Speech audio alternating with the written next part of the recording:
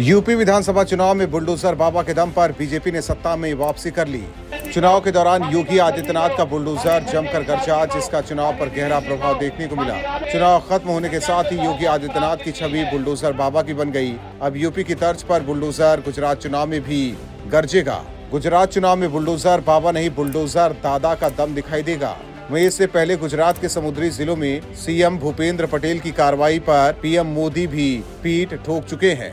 इसके अलावा पीएम मोदी ने आणंद और जाम कंडोरड़ा की सभाओं में हाल ही में समुद्र के किनारे वाले जिलों में अवैध निर्माण पर की गई कार्रवाई की प्रशंसा की थी। उन्होंने कहा कि भूपेंद्र भाई ने अवैध निर्माण ध्वस्त कर दिए।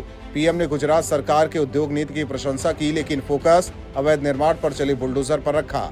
पीएम ने जिस तरह से भूपेंद्र पटेल के नेतृत्व में अवैध निर्माण पर कार्रवाई की तारीफ की है, उससे साफ संकेत मिल रहे हैं कि बीजेपी चुनाव में बुलडोजर दादा का लाभ लेना चाहेगी।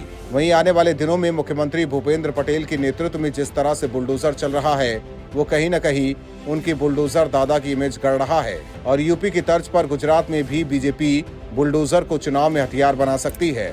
उधर बीजेपी आलाकमान ने गुजरात चुनाव की तैयारियों को अमली जामा पहनाना शुरू कर दिया है। चुनाव के लिए उत्तर प्रदेश के मंत्रियों, नेताओं सहित 1000 से ज्यादा पदाधिकारियों को एक बार फिर कमल खिलाने की जिम्मेदारी मिली है। यूपी के 3 मंत्री और 2 राज्यसभा सदस्यों के कंधों पर गुजरात में कमल खिलाने की जिम्मेदारी है।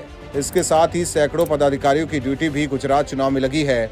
स्वतंत्र देव सिंह समेत कई नेता और पदाधिकारी गुजरात में डेरा डाले हुए हैं। यूपी के मंत्रियों, नेताओं को जिन सीटों की जिम्मेदारी मिली, उनमें से ज्यादातर पर कांग्रेस का कब्जा है। ऐसे में बीजेपी उन सीटों पर कमल खिलाने की कोशिश करेगी जहां कांग्रेस इस बार भी कमजोर है। ऐसे में अब देखने वाली बात होगी कि बुलडोजर दादा की छवि के सहारे क्या बीजेपी एक बार फिर गुजरात की सत्ता पर काबिज होती है या नहीं।